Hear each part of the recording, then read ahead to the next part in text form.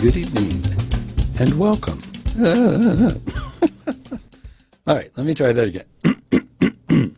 Hey, good evening, and welcome. It is time once again for CU Immigration here on WRFU LP Urbana 104.5. I will be your host for this evening. My name is Mr. Garza, and I'm here to let you know that WRFU is an open forum for the Urbana Champaign community. Views expressed are those of the speakers and are not intended to represent WRFU, UCIMC, Urbana Socialist Forum, or, as we like to say on the TV version, or say on the TV version, or UPTV. Sorry. All it takes is one little thing and I get confused, and then I can never unconfuse myself ever again. Anyway, hi there. Hello. How are you? It's been a while for you radio listeners. Hasn't been so long for you UPTV folks because I just missed 1 week for you, but for radio I've missed a couple of weeks, so I apologize. But life sometimes gets in the way, as you may have noticed in your own lives and with things that you do. Sometimes life gets in the way and you're just like, oh, I can't do this thing that I'm supposed to do. So the best thing to do is forgive yourself for it, because no one else will. They'll be like, hey, how come you didn't? But, just forgive yourself and keep going, because that's all you can do. Anyway, I'm happy to be back in this lovely semi-post-summer, semi-pre-autumn weather that we're enjoying here rather muchly, as you might say. It's just very nice out. I can't think of any complaints that I have about the weather. And that's unusual for me, because usually whenever I start a show, I complain about the weather for a while. But in this instance, I am not doing that because I think the weather is just great. Having said that, that's because we're here in central Illinois and not down in the Bahamas, where Hurricane Dorian is wreaking havoc. Probably the worst thing you want from your hurricanes, if you were to have a buffet of choices, well, what can I ask for in my hurricanes? You would not ask for a high category number, like in this case it was a 5. It's down to 4 again, but it went up to 5. You would not ask for a slow-moving hurricane that's just going to kind of poke along and do as much damage as it can before it moves on to the next place. But as far as at least the Bahamas are concerned, that's exactly what they got. A Category 5 hurricane that just kind of settled down over the islands and said, oh, I'm pretty comfortable here. I think I'm going to stay here for a while. And then it just twisted around, and now it's starting to move away, I think, a little bit. But those islands are not in very good shape, and our thoughts go out to the people in the Bahamas right now because they're suffering. And so we'll keep an eye on that. Not that that is the particular job of this show, but it is, something that we like to do. As news junkies, we like to know what's going on and where and how it's affecting the world and all of that, because I guess we feel like we're part of the world. I don't know any other reason why someone would pay so much attention to news except because they feel like what happens there is affecting us here, and vice versa. And that kind of thinking may be one reason why I'm interested in immigration, because, the immigrants are, by definition, people who come from one place and go somewhere else. So an immigrant to the U.S. is somebody from somewhere else that, I don't know them. When they're coming here, I don't know what they want to do here. So, by that logic, I shouldn't be that interested. But I am interested because I know a lot of people who have come here as immigrants. And I am interested in what happens to them. And I feel that, as I said earlier, what happens to you there affects us here. And immigration is another big sign of that, because you don't get a lot of people picking up and moving somewhere else unless there's a reason why they don't want to be where they are and why they do want to be where they're going. So that's an important thing. And that's a good reason to know what's going on in the world, because you will understand a lot better the trends that are happening around you if you understand what's going on in other places. But maybe that's just me.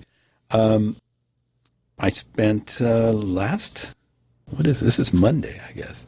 So a week ago yesterday, I spent the day out at Quad Day at the University of Illinois. It was Quad Day. The new students were coming back. I got to talk to a lot of people. And hopefully we have some new folks who are interested in doing work with us at the CU Immigration Forum. We're looking forward to contacting them and being in touch and having them show up to some events and maybe get involved and do some volunteering with our organization. But it was another interesting thing.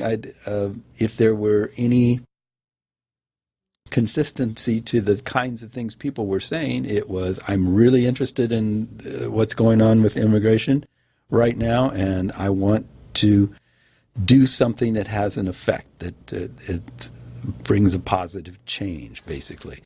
And that's what we try to do in the CU Immigration Forum, and that's what I try to do with this show, is point out what's happening with immigration, and through that information, you can hopefully make good choices about who to vote for, what kinds of policies to advocate for, and just generally how to, navigate a world in which you have a lot of disparate opinions being shouted at you all day long by pundits and politicians and anonymous folks on the internet and things like that. So anyway, the theme of today's show, I actually have a theme this time.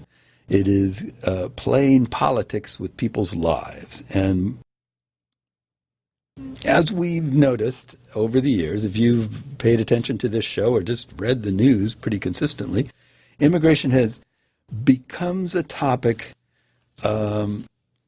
when people generally are kind of dissatisfied with the state of things in their country, and they're looking for somebody to blame. And the people that sort of tend to represent business owners and business owners and other wealthy folks don't want you blaming them for your situation. So if you're sitting out there going, I've lost my job, or I'm not making enough money, or everything's tight and I don't know what's going on and I can't afford the things that I need, if that's kind of your opinion and that's how you're feeling, the folks who own big businesses and those who support them or align themselves with them really don't want you thinking, well, it must be my boss, or it must be the owner of this business, or it must be these politicians. So it seems like every time that kind of situation starts developing in this country, sure enough, somebody's going to stand up and say, those immigrants are to blame. Let's blame immigrants. And it's happened time and time again throughout history. And so, a lot of times the news media will treat this sort of thing as like game playing. Like, well, the Republicans have notched a win here on this sort of thing by creating this immigrant issue or by highlighting this thing. And everybody seems to forget that there are people behind all of these things. There are people suffering on one side who are frustrated and looking for somebody to blame. And there are people who are coming here who are just coming here looking for jobs, they're looking for work, or wanting to be with their families, or seeking freedom or safety, or whatever the thing is that they're coming here for. And they are affected too. So you have, like, everybody's being affected by people who are using this topic as an issue, or as they call it, a wedge issue, like something to divide people with. Like, well, we'll divide you into the pro and anti-immigrant group, and then by cutting you apart like that, then we'll hope that there's more people in this one side or this other side that will be in favor of our policies. But that's playing politics with people's lives. That is manipulating public opinion and creating laws or creating situations that benefit you in some way without caring, apparently, that it's hurting actual people, that these are hurting and affecting actual people and their lives. And I have to say the current administration have been number one offenders of this sort of thing. So I picked just a handful of stories. There are more, believe me, but I'm going to run out of time, and I know it, before I've read all these different stories about how the administration is playing politics with people's lives. And number one story that I came up with is, the title is Why Trump May Protect One Group of Immigrants. So that sounds unusual. Trump is going to protect some immigrants. Well, let's see what this is all about. So it reads as follows. Florida leaders have been urging Trump to not deport Venezuelans fleeing their economically distressed nation to the United States, with some even ensuring him the move will help him win the all-important battleground state of Florida in 2020, according to two people familiar with the discussions. Trump officials have been receptive. According to 6 people, including senators, congressional aides, and an administration official, Trump officials are discussing allowing Venezuelans to live and work legally in the United States through one of 2 existing programs used to protect immigrants who come from nations that are devastated by war or natural disasters. The move might cut against Trump's broader immigration record.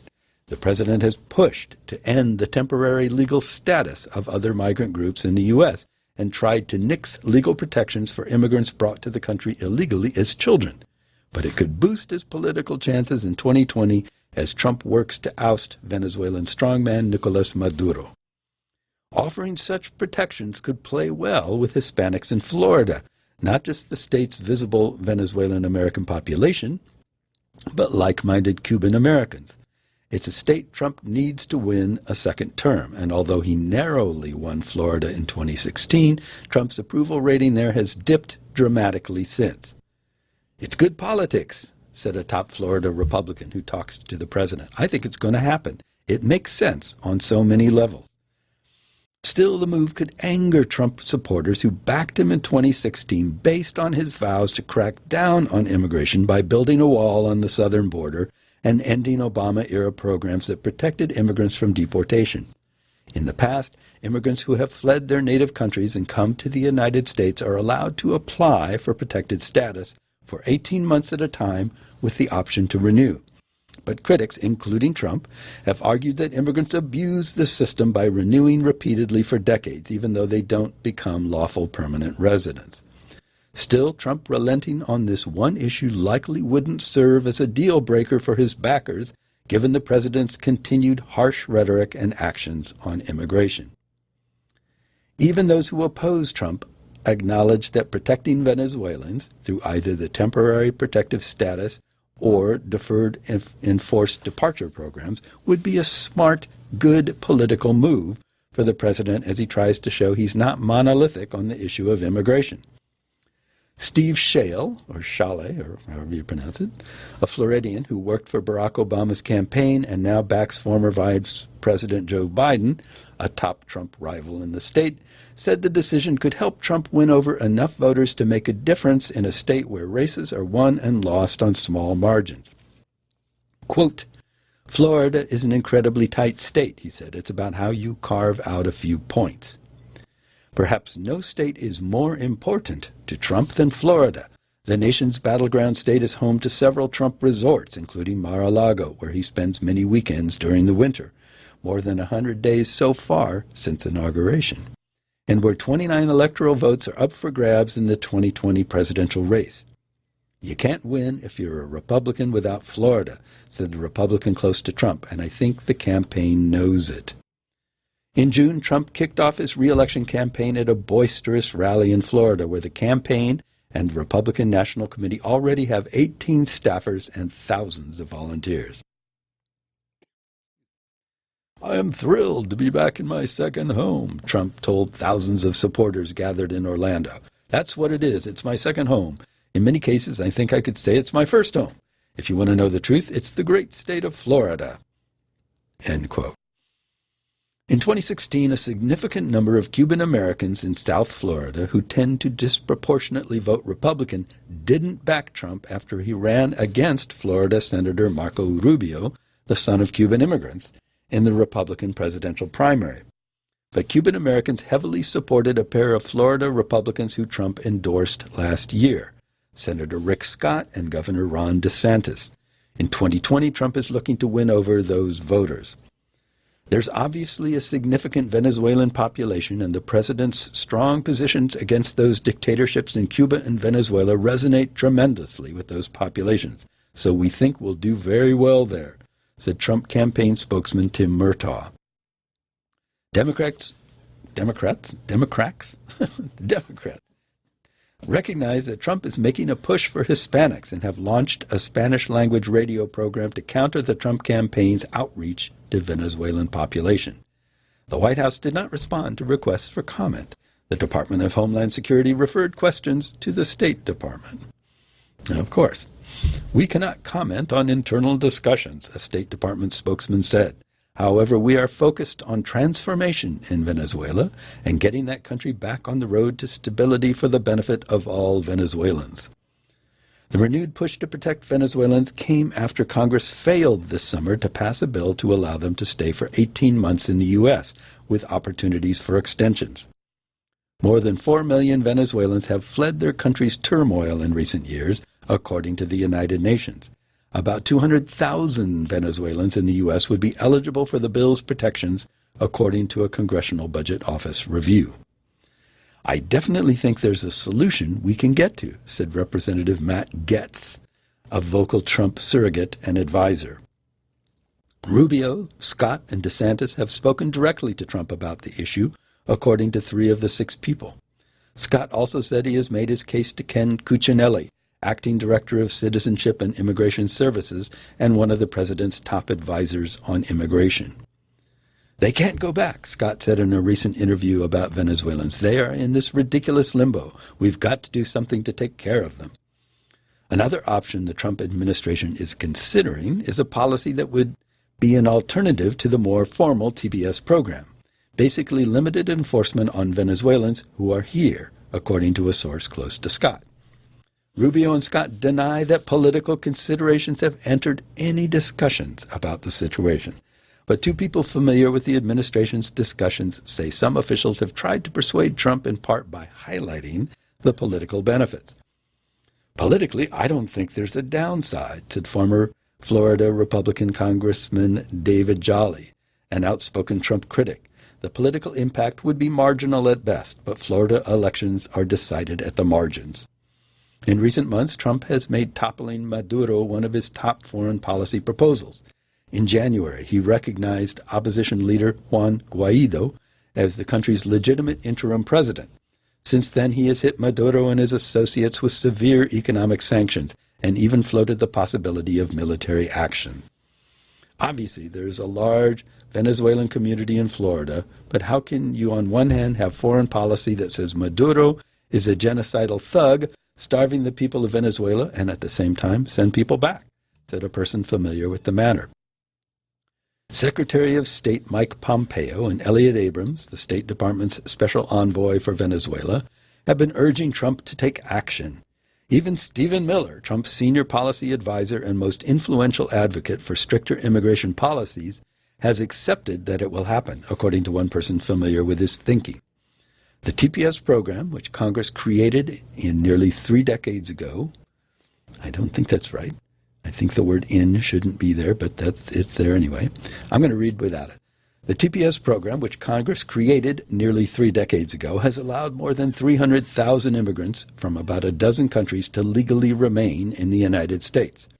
The Trump administration has tried to let the program expire for most countries, including Haiti, El Salvador, and Honduras.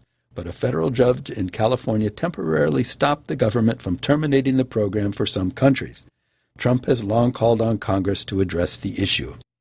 Much like the rest of our humanitarian immigration programs, TPS is being abused, said R.J. Hauman, Government Relations Director at the Federation for American Immigration Reform, which pushes for immigration restrictions. If it can't be fixed by Congress, then President Trump should avoid any new designations or extensions. He must remember this is about policy, not politics.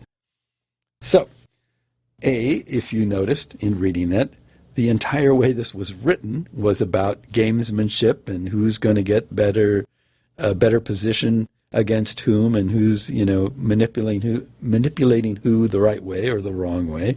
And everything that they're reporting on the thinking is based around politics, and none of it really, ultimately, except for public pronouncements, is based on what's actually happening to these people. What do they deserve or not deserve? What kind of situations are they facing? That's the problem that we're looking at here, is playing politics with people's lives. This is all about politics.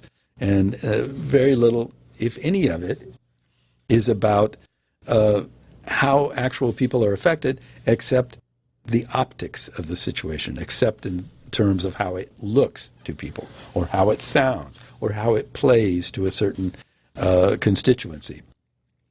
So that's my flagship article there on this topic. But there's more. How about number 2? Trump officials insist FEMA fund transfer to ICE won't affect Hurricane Dorian response.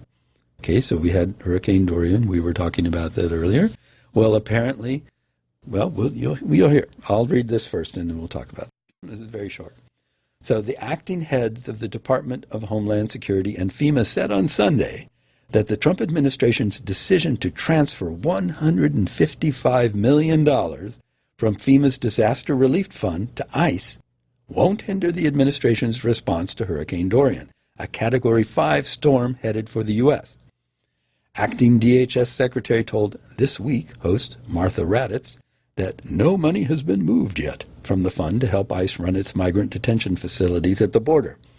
Quote, "We have to do a notification to Congress in advance," said McCalleen. "Any potential transfers will not impact our ability to respond to this storm or any other storms in the rest of the hurricane season." The acting DHS chief maintained that the $155 million transfer to the immigration agency is necessary because, quote, "Congress didn't see fit to provide that funding," end quote. In a following interview on CBS's Face the Nation, McCalleen said the department has fully adequate funding to deal with Dorian. When pressed by CBS host Margaret Brennan, McCalleen said the administration still plans on extracting the $155 million because we do have an ongoing border security humanitarian crisis. Acting FEMA head Peter Gaynor hedged a little more than McCalleen, telling Meet the Press host Chuck Todd that his agency has all the funds that we need, but admitted there was still some risk in the transfer. Quote, "It doesn't hurt preparation, but I'm not going to say there's no risk," Gaynor said. "So we manage risk every day. Moving money has some risk, but we assess it to have minimal risk on our ongoing operations from 2017 and 18 and our preparations for this season in 2019, end quote. FEMA acting head on how FEMA fund transfers to ICE will affect Dorian's response. "It doesn't hurt preparations, but I'm not going to say there's no risk." Excuse me. I left that in. That's a quote. I just said that. Anyway, the acting FEMA chief struck a similar tone when discussing the transfer with Fox News host Chris Wallace. "We live with risk every day. We assess risk," Gaynor said. "We assess that $155 million is a low risk, and it is not affecting our preparedness whatsoever for Dorian." Okay. So, and this is a little more convoluted, but we have this quote-unquote humanitarian crisis at the border because the current administration has decided that absolutely nobody gets through without being detained. We're going to hold everybody no matter what. None of this quote-unquote catch and release. We're not going to just take people's names. And a lot of these people are refugees. These are not necessarily immigrants. It's not like they're catching people swimming over the border going, oh, I'm just trying to get here to do a job. It's not that group of people. A lot of the people that are being held are people coming here to apply for refugee status, which is a perfectly legal thing to do. So what should happen to them is they come in, they register and say, okay, I'm here to apply for refugee status. People take their information and say, okay, we'll get back to you when your case is coming up. They call them up, they deal with it. That's the deal. But now Trump has decided, no, none of these people can come into the U.S. They can't be allowed in here. So while we adjudicate their refugee status, they have to stay locked up. So that's why we have all these people who are stuck in these detention camps, and they're locked up. That is the humanitarian crisis, is their unyielding policy, their unwilling to compromise policy towards people coming here for any reason, no matter what, whether it's legal or not. You can't come here until we have said that it's okay for you. And so we're holding everybody in these places. And of course that's a crisis because there's not enough places, there's not enough funding to do that. So they create this problem, then there's a funding problem, and then they're borrowing money or stealing money or just taking money from other problem-solving agencies to apply to this problem that they have created, and they're creating yet another problem. That fits in, I think, with playing politics with people's lives. Absolutely. Hence its inclusion. So, moving onward. I mean, you've heard about this next story, I'm sure, and we're shocked and stunned. And so enough people were shocked and stunned that there's now a slight twist to it. And here's the twist, and we will consider that after we read this story. This one's entitled, Trump Administration to Process Some Deferred Deportation Requests from Sick Immigrants. The Trump administration on Monday announced it would reopen and process some applications from seriously ill immigrants who asked for a temporary reprieve from deportation while they undergo life-saving medical care in the U.S., reversing course in part on a decision that has drawn withering criticism from immigrant advocates and Democrats. Without notifying the public, the administration had stopped allowing certain immigrants to stay in the country to receive life-saving treatment, a policy shift that quietly went into effect on August 7th. Now caseworkers will reconsider some applications that U.S. Citizenship and Immigration Services recently denied as long as they were pending on August 7th. The unexpected move by the administration on Labor Day could be a stopgap reprieve to some immigrants and their families who recently applied for the relief, known as deferred action, which is designed to shield immigrants from serious medical conditions and other extraordinary circumstances from deportation. Hundreds of sick immigrants have benefited from the program, including children with life-threatening health conditions. But the program will still be closed to future applicants and to those who did not have a renewal petition pending on August 7th. USCIS said Monday that its controversial decision to make the relief available